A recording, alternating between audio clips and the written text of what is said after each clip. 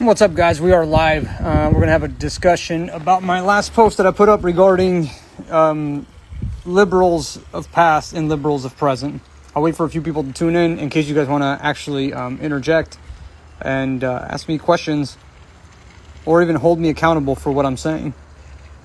I look forward to it.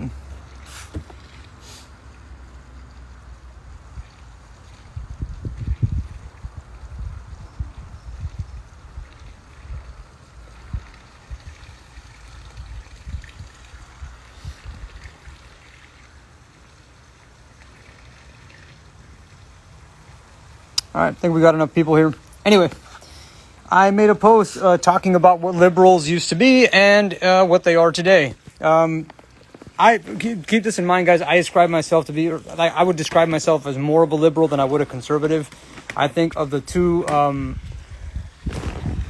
branches of politics that we tend to ascribe to, that the liberal demographic seems to make more sense. The Bill Maher's of the world, the Joe Rogans of the world seem to make more sense, although I have my disagreements with how they view the world and whatnot.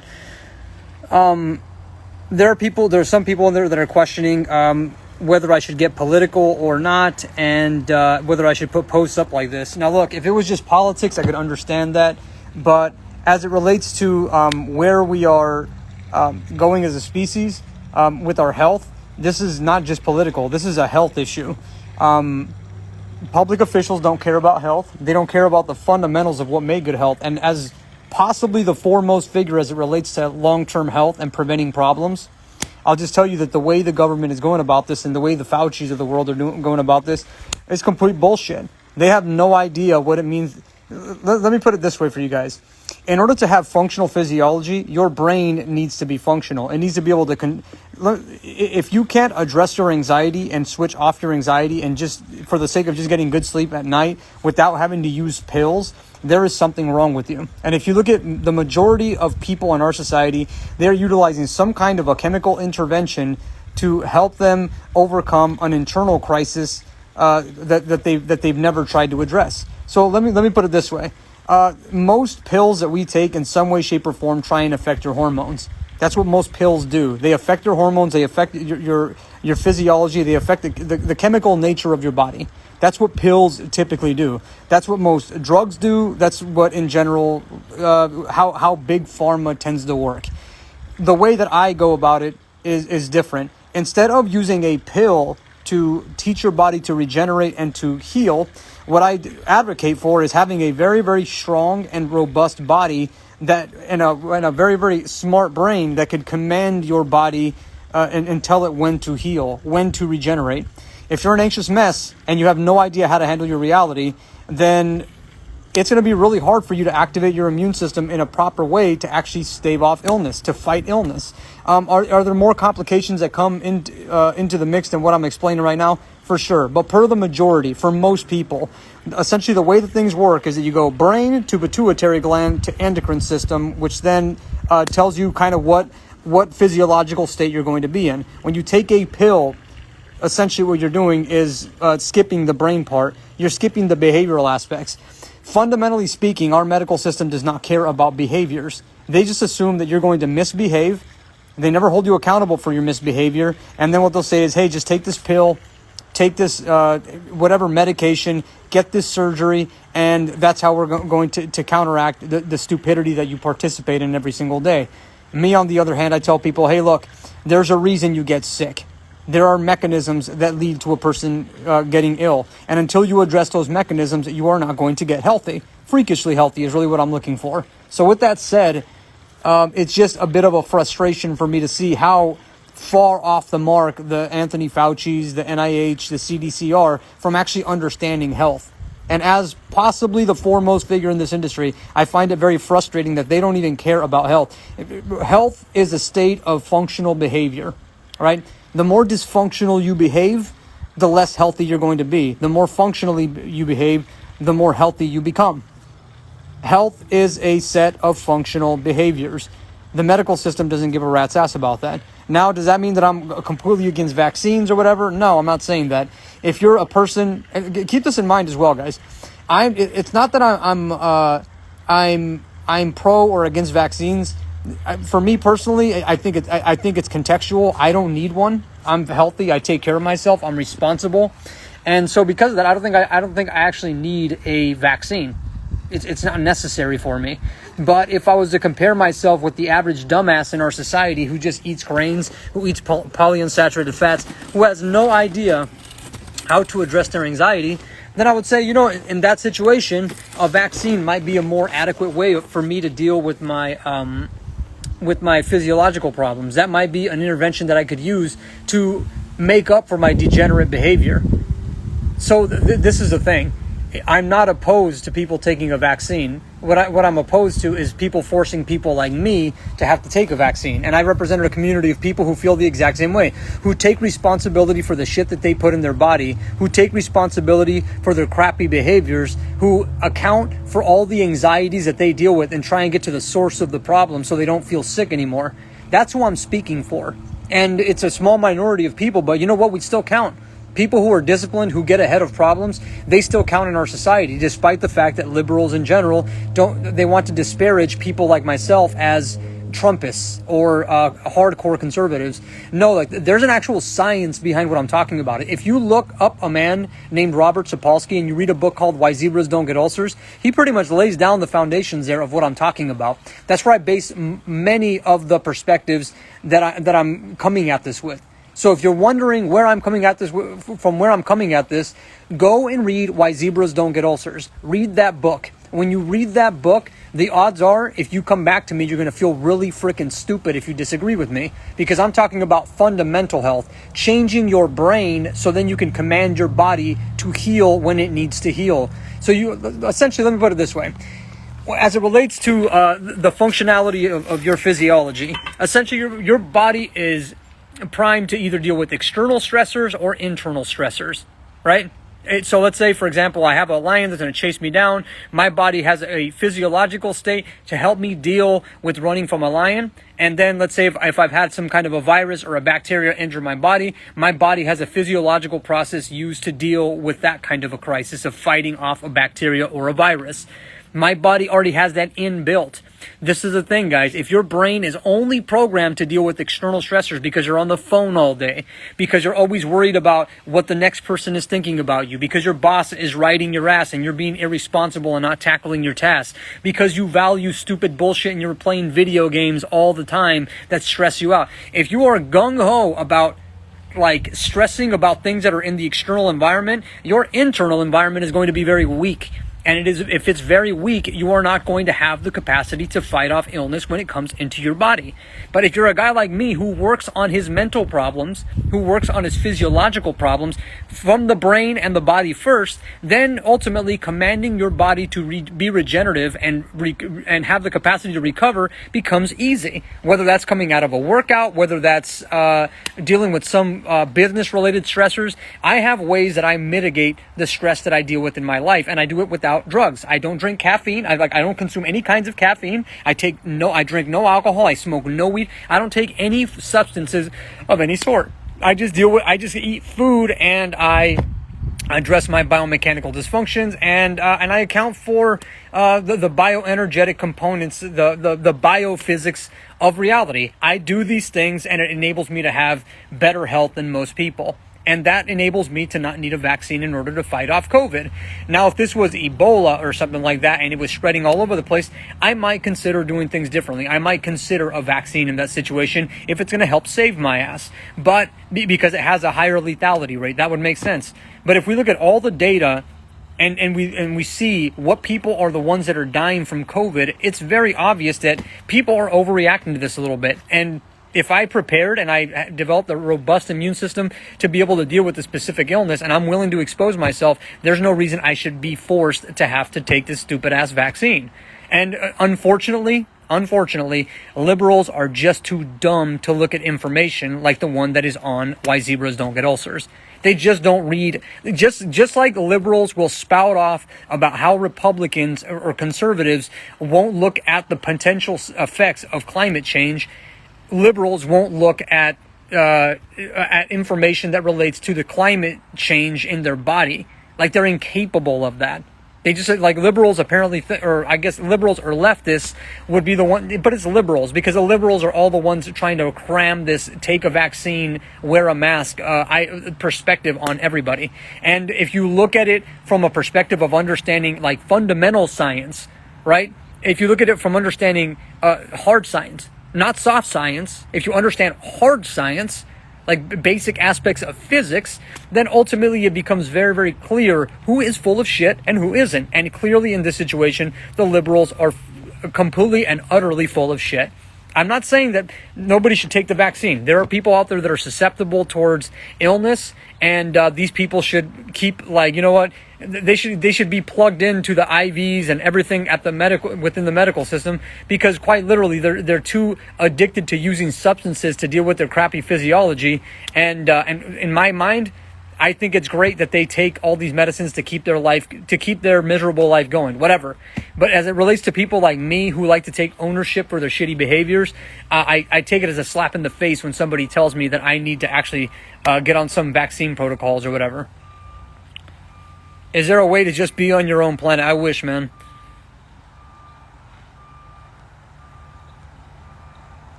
Okay, let's see.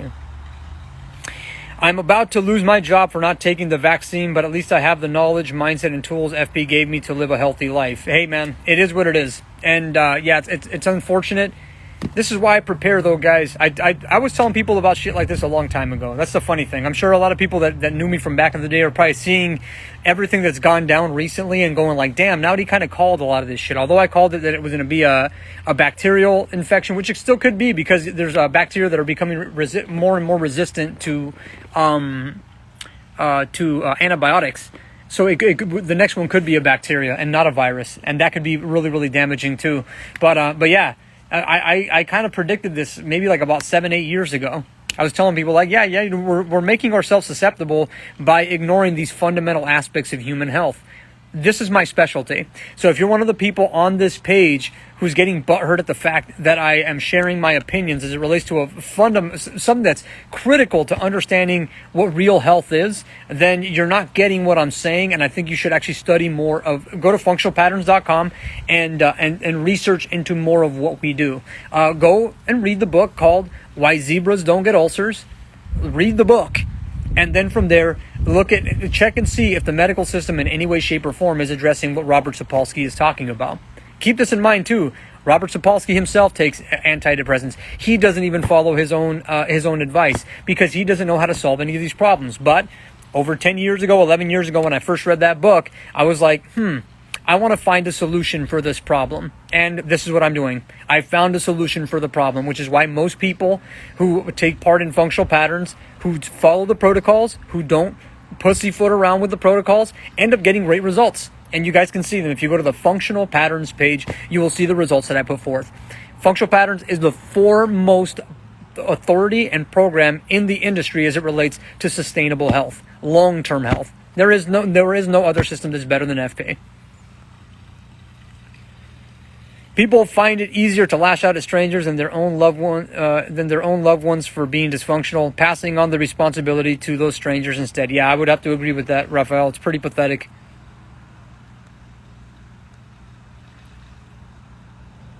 How does dance fit into being a functional human and competent human?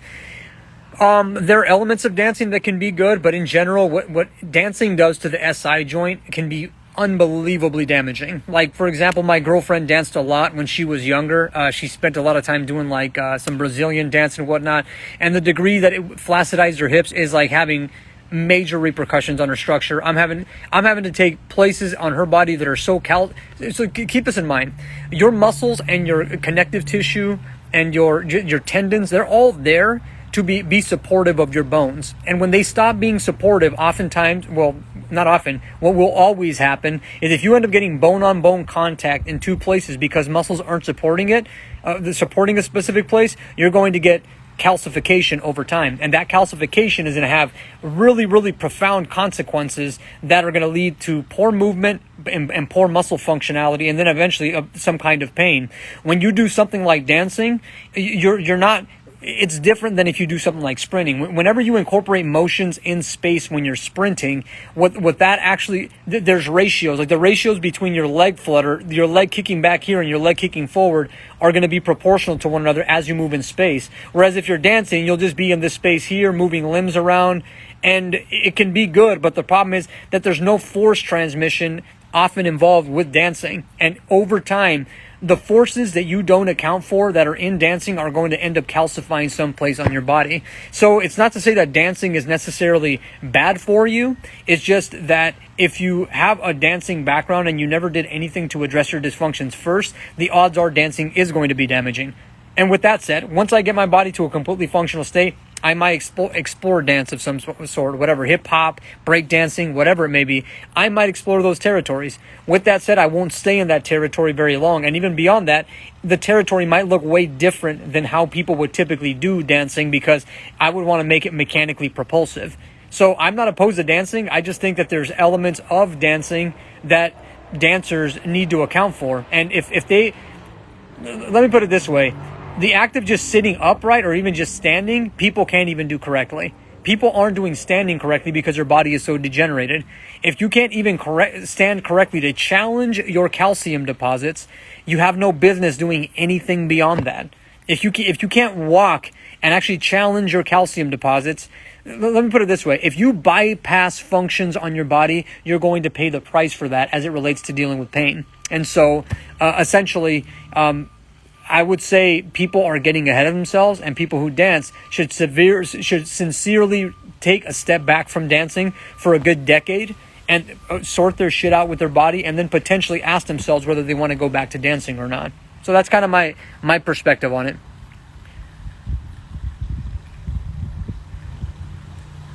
It's more frustrating being pushed to get vaxxed than the virus itself. FP prepared me for these types of situations. Yeah, absolutely, Filippo. I agree with you. I think we should be given the option to get exposure. We already have been exposed. I know I've been exposed. I go everywhere, and I try and go where there's people so I can get exposed.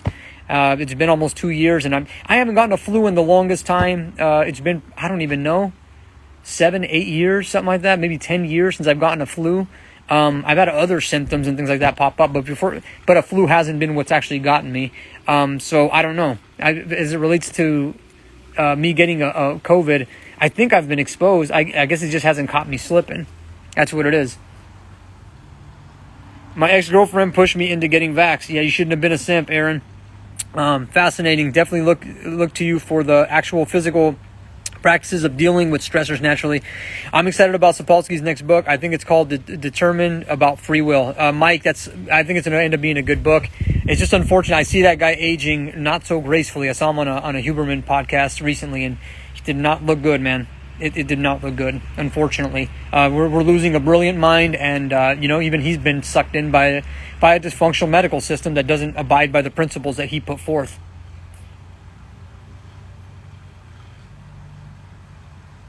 Okay, somebody's all right, so we're going to go ahead and just peace, dog. We have a troll in the vicinity. I'm not even going to entertain it.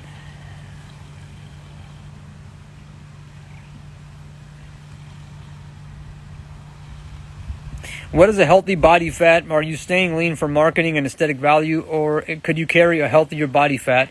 I could probably still be leaner. I think I need to be a little bit leaner than where I'm at. What's a healthy body fat? I'd have to guess is probably about 7%, 8% for men. I would say so. That said, I'm letting my mechanics drive me to where I want to be. Keep this in mind. If I overeat, my body just starts pooping more, and it just gets rid of the excess. My body likes to stay at a certain weight, and as I'm carrying on better, more functional mass, I don't really have a choice in the matter of what my body fat's going to be. I let the function dictate where I'm going to end up going. So I've just managed to get leaner as time has passed. My body is densified, my muscles have densified in relation to the function that I've programmed into my body. So I try not to impose too much of my values or my perspectives or even science's values on my body or on me, just because science gets things wrong. They don't fully know. But I would guess that a good healthy body fat should be for a really, really regenerated human being, a regenerative human being, probably around like 7%, 8%. I think that that should be normal. I know that in modern times, people would think that, you know, and keep this in mind, it's how people attain it. If you look at if you look at a bodybuilder six pack opposed to an athlete six pack, they're two different things. The abdominal wall consistency looks different. The abdominal wall and the musculature of a athlete looks very different to that of a bodybuilder or one of those gym fitness bros or whatever. They're not the same thing. One is physically weak, one is physically strong. My body doesn't necessarily fit in with the bodybuilder physique. And keep this in mind, it's probably I'm going to build more muscle as time passes. I'm getting thicker and thicker as I keep learning more things. But the idea is to look like more of an animal, like an animal human. Like when you look at me, you're thinking, that guy kind of looks like a wild animal. And bodybuilders don't look like wild animals. They look like bodybuilders. Even athletes a lot of times don't look like wild animals. But there are some of the most freakish athletes that have ever existed, like Lawrence Taylor. They kind of look like wild animals. If you look at their physiques, if you look at like Bo Jackson, they look like wild animals. They don't look like humans anymore. Like Usain Bolt, he looks like a wild animal. And that to me is what I'm trying to create within my body. And I know it's intimidating to a lot of people these days because, you know, we're trying to domesticate ourselves and, you know, fit within a narrative, a degenerate narrative bubble. But yeah, I'm not really into that stuff. But as it relates to going back to the body fat thing, I think it would probably be around like 7-8%, like 9% highest. You could probably even get down all the way down to 6%. Like I'm pretty much hovering, I think, like at around like 8%, maybe 7%. I think I was at 8 or 7% the last time I did a calipers test. We did that, and I was around like 7 or 8% body fat. But I think I think I still need to drop about another percentage or two to get to where I think my body should be. Is your program online okay to do alone, or do you have to find a functional patterns trainer?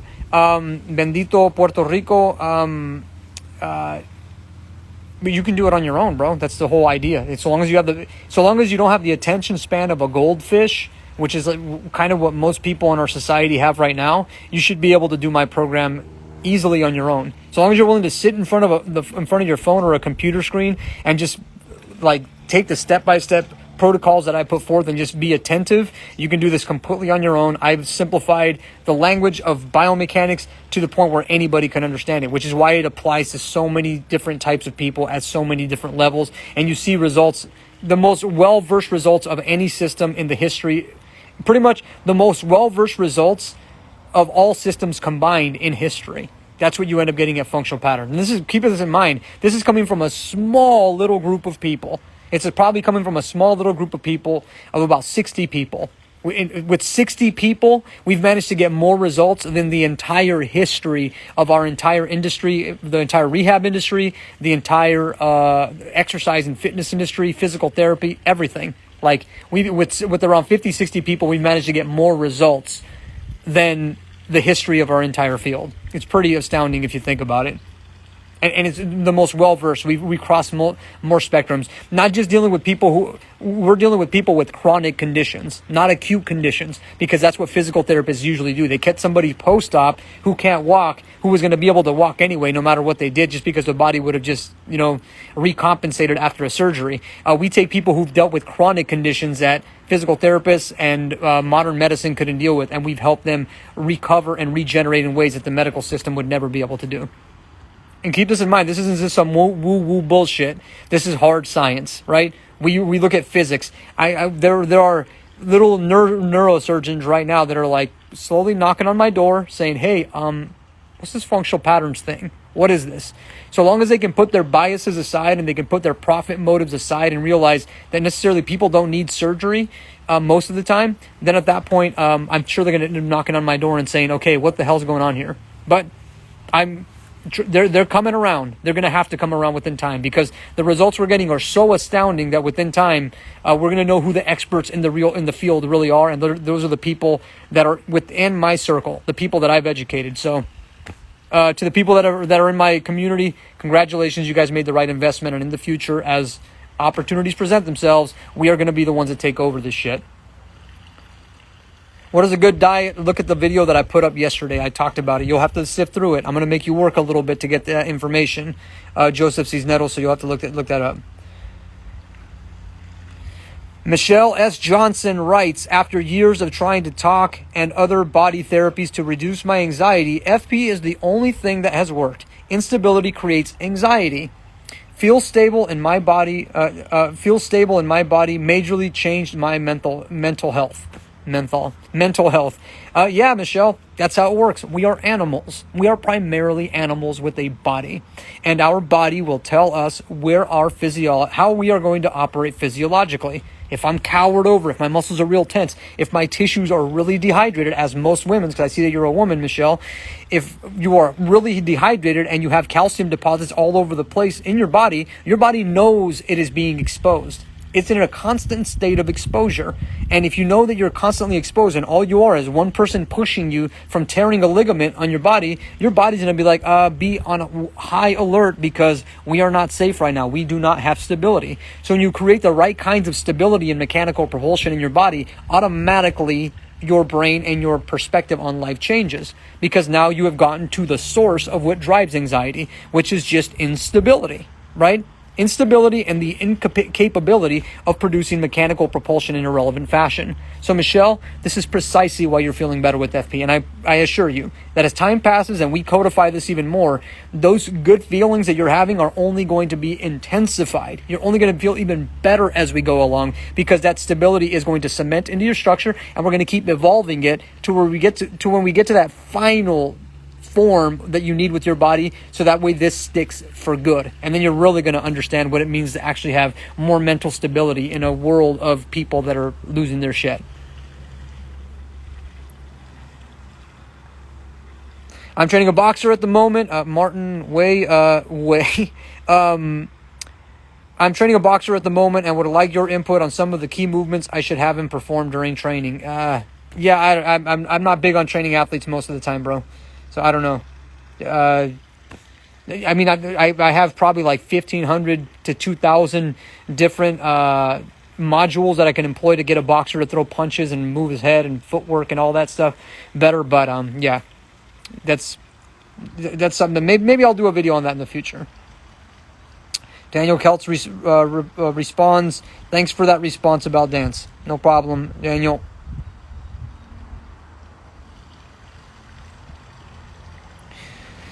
Your thoughts on dentistry braces? They don't change your cranial formation.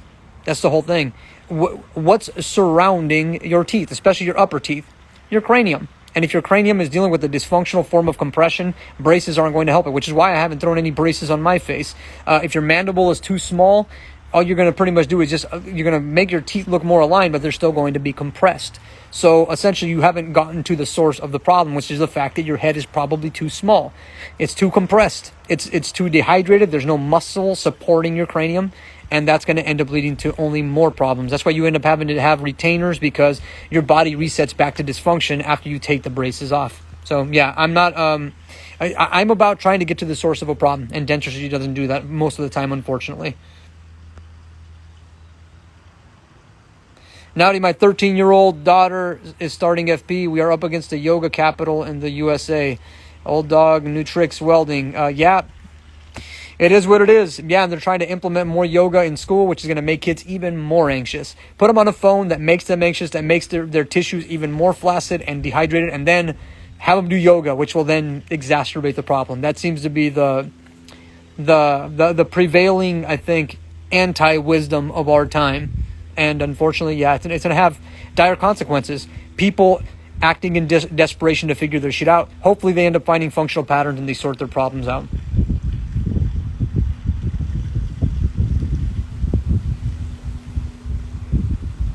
Have I ever helped people with hip dysplasia? Loads.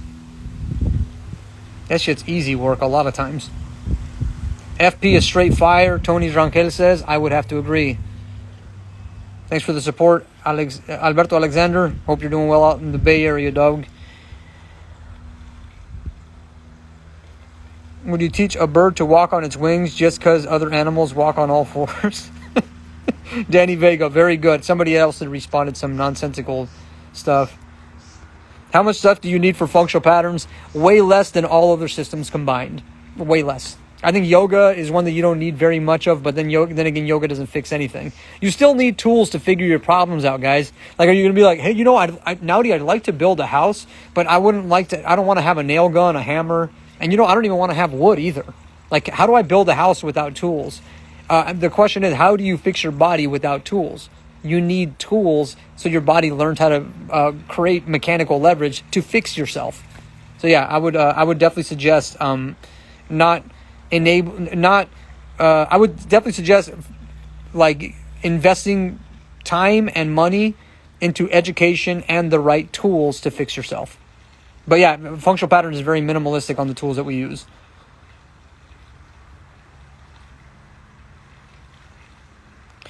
Danny 45, they will have to come around. This program is brilliant and mind-blowing. I'm assuming he's talking about FP. It saved my life on so many levels. I was in a major car accident and with a shattered femur and ruptured cervical. And now I'm anxiety-free. And I have a new calm brain. The brain and the body are connected. And functional patterns is the only system out there that actually addresses the body correctly. It's physics, folks. And FP's got it's the equation it's the technical equation that helps address the human condition. That's what FP is. Anyway, you guys wow, okay, I'm getting bombarded here. I can't keep up, so I am going to close this out. Oh, Rosie writes, would the online course be enough to help myself with my hip dysplasia and chronic pain? That's a place to start. It pretty much sets you up to understand the basic physics of how the body's supposed to operate in space. And once you get that dialed in, your body will probably feel different. At some point, you're probably going to have to hire a practitioner, but it is what it is. You can either deal with the hip dysplasia and pay for a hip replacement, and then deal with the consequences of having to get hip replacement surgeries every 10 years, or you can get at the source of the problem and invest some money up ahead. So then at that point, you can make that hip last way longer. So yeah, anyways, that is 10-week, somebody just gave up props. 10-week update is insane. Yes, it is. It's ridiculous for the price that we charge for it. It's worth more than a master's degree in rehab. It's worth more than a doctorate in physical therapy. That 10-week online course. And it's 1,000 times easier, 10,000 times easier to understand, and it's 10,000 times less time than required to get a doctorate out of a physical therapy school. So it's 1,000 times easier to understand and apply, and it's actually 1,000 times more effective too. That's what the 10-week online course. And you know what? It's actually probably close to thousands of times cheaper than it's about 1,000 times cheaper. Because a lot of times I know people that are over $150,000 in debt from going to a physical therapy school, at least here in the U.S. And so it's actually probably around, if not hundreds, after expenses, living expenses, after living expenses and the time and the driving and all that stuff, it's actually going to end up being thousands of times cheaper to do the 10-week online course, and thousands of times more effective to do the 10-week online course. Literally everything across the board. It's called ephemeralization. It's called disrupting an industry. That's what FP does. And the 10-week online course specifically helps problems that nobody else can. My boy Johnny Eblin writes, #FP is the standard. It is, and it's going to be shown as such. It's why more people are reaching out, which is why people are knocking down our doors to get in, because it is the standard. We are solving problems that nobody else can, and we're only getting better as time passes. So with that said, let's keep the gain train rolling. And for those of you who are not wanting me to give my opinions on where society's going, especially as it relates to health, know that I don't mean to offend anybody. I'm just giving my take. I'm giving the take from possibly the foremost expert in the field as it relates to health. And I stand by my results. If you haven't seen my results, go to functionalpatterns.com, go to the results page, or even just go to my Functional Patterns Instagram. Go to Functional Patterns, and then you will see why I am possibly the foremost figure as it relates to human health. Look at the results, and then get back to me, son. All the best. Bye.